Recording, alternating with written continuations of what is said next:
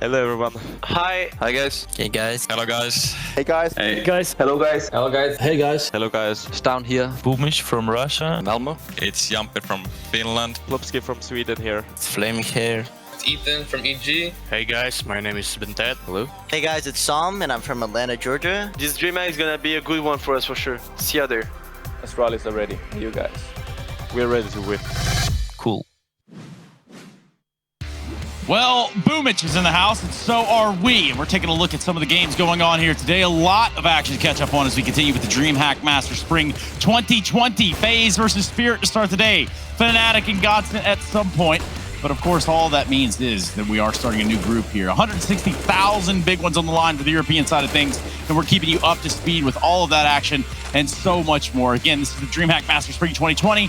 I'm Trace, and I think it's time that we turn it up a little bit, turn it up a notch, and kick this day into overdrive.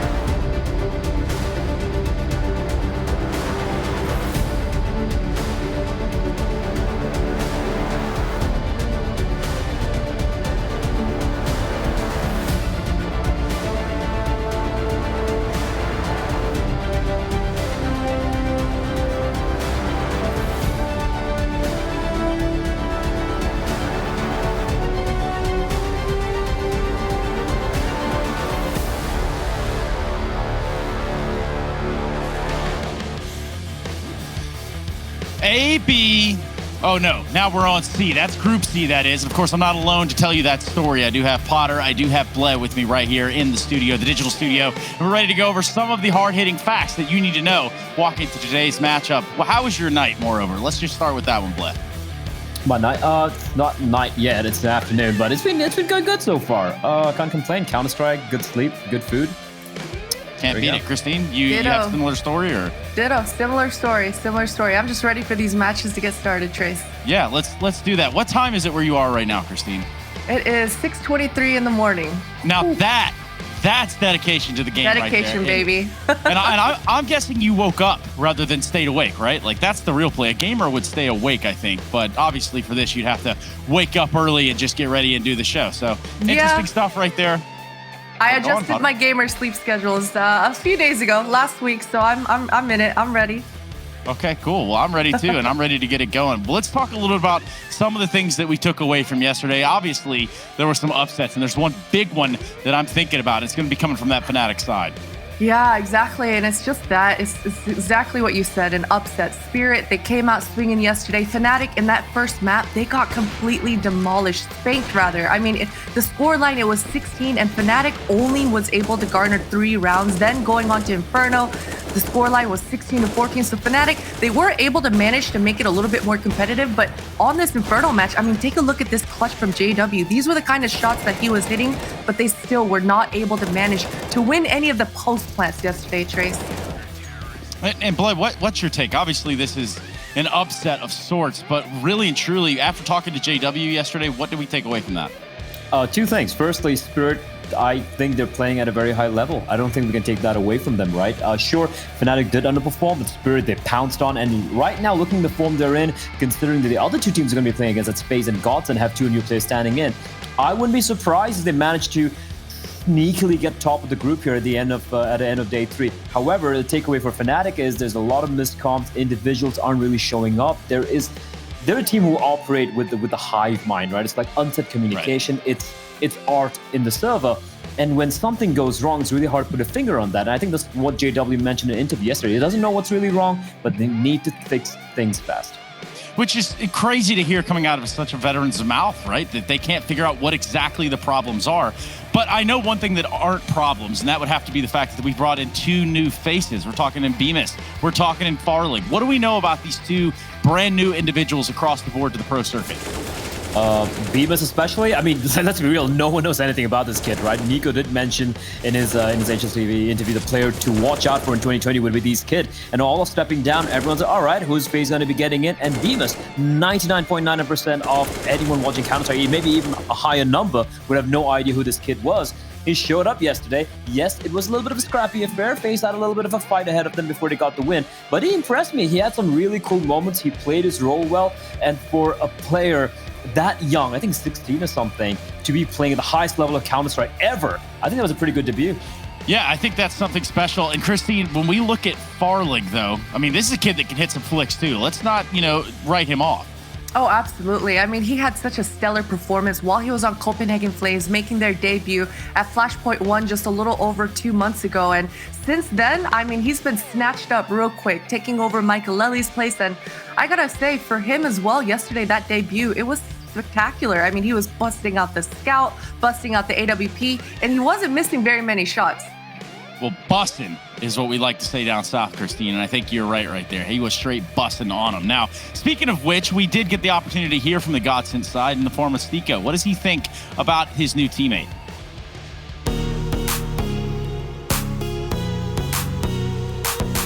Pushing further, trying to find one more. He's delayed him enough for his teammates to come in, and Farlig just goes for the spray. Spray transfer works out as well, and all of a sudden it's on Michael Lely once more the clutch in a 1v4 this time with the AWP and missing everything. I think with Farlig we're a stronger team compared to when we had Michael Lely. When it comes to individual performances, team-wise, it's tough to say. We are trying to practice every day with Farlig, but obviously you cannot go over everything. It's just the nature of learning for him to learn all the new callouts and know the spots on the maps, know the strats and defaults, and all the little gimmicks that we have.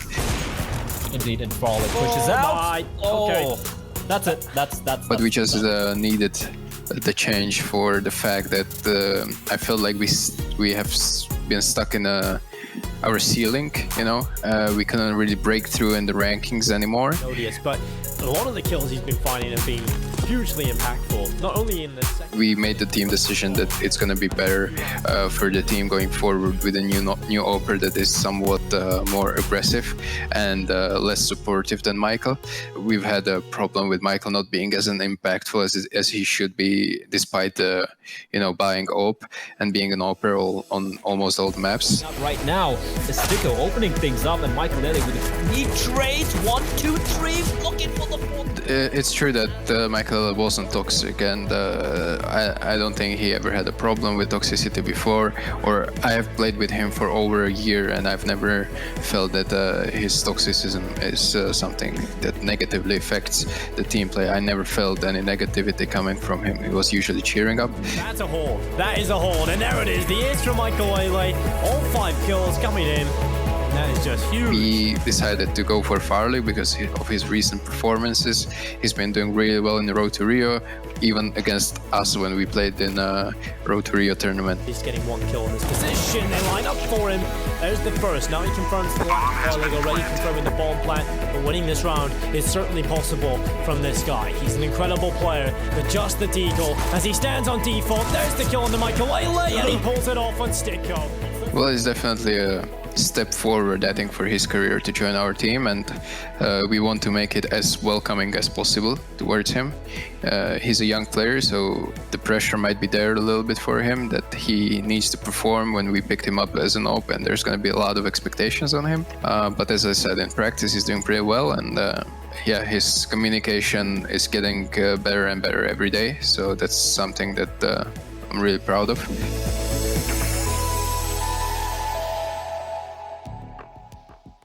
Well, in a game filled with expectations, hearing that come from Stiko does feel pretty good. What do you think, Christine?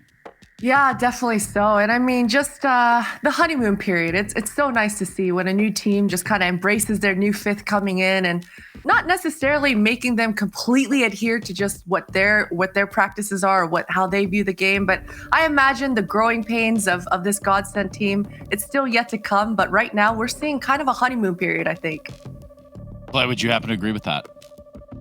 Sometimes honeymoons don't necessarily work out, is what I've learned in my time on this planet. But here's the thing, right? I think what Sticker mentioned there, 2 takeaways. Is he an upgrade over Michael pure op-wise, pure firepower-wise? Absolutely, 100%, no doubt about that. Especially considering his DRPer. Now, there is that X factor that a player like Michael, like all of Master for FaZe, brings into the team. Not just firepower, holding the team together, the glue, the comms, knowing all the callouts, even taking the lead at times when things aren't really panning out.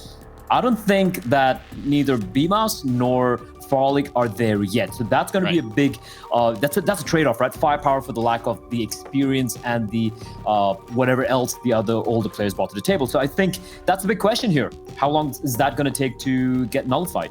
Well, speaking of big, since you brought up the topic of big, we have a big set of groups around here, 4 to be exact on our side. There's going to be 2 over on the EU side. Let's take a quick and very brief look at the standings as they are. Big Clan did top the group of B. They did it kind of convincingly. They did get tested a little bit, but the real one so far that is kind of surprising is, I've got to say, Astralis losing to G2 did really catch me off guard. It really did. And I mean, if we think back of that group A, that group G2, should they have made it out first? I mean, that was the biggest question. But I mean, it's good for them that they secured it out. But you're right. Astralis coming in with Yugi, it was questionable. But hey, they secured that number 2 spot. Number 2 spot. Well, you know what, Blair? I would let you talk about EU. Trust me, I would. I would love to do that. But I would much rather us focus a little bit on North America as well, because obviously there is a whole different set of competition going on over there. And actually, the big dogs of Liquid, they have looked vulnerable. Oh, they have looked very vulnerable. Look at that. Like Furia coming out on top. And I mean, we spoke about it yesterday as well. Chaos coming bottom last. They got a feel for Steel and the boys. They really played the hearts out. But in the end, a team has to go out at bottom last. Furia looked indomitable. They were looking so clean, so cool. And looking to Group B, we did see the game played yesterday. Cloud9 beating EG. Now, EG, I like the new logo. I really dig it. It's spiky. It's round. It's got all the shapes of, whatever shapes they've been trying to fit into that. It looks sexy as hell. However, in the server, they're still falling flat. I don't know why, Trace. That's kind of disappointing for me. Yeah, and I can understand that. That is a much better looking logo, though. I think we can agree with that, right, Christine? Yeah, definitely. But yeah, moreover, I think that there's a lot of things to be said about today, and moreover, a lot of Counter-Strike to be watched today. Let's talk a little bit about the schedule and at least the matchups that we have on hand. You guys mind running through this one for me, Christine? Well, first up, we got FaZe Clan versus Team Spirit, and we talked about how Team Spirit, they surprised us yesterday. The young guns on this team, Magic showing up. I mean, I can't wait for this very first match to open up. And then we got Fnatic versus Godsend, and this third match, 100 Thieves versus Gen G. We just saw a close affair yesterday between EG and Cloud9, the North American top echelon of Counter-Strike. They're duking it out for that number 1 spot, and this 100 Thieves versus Gen G is going to be no different.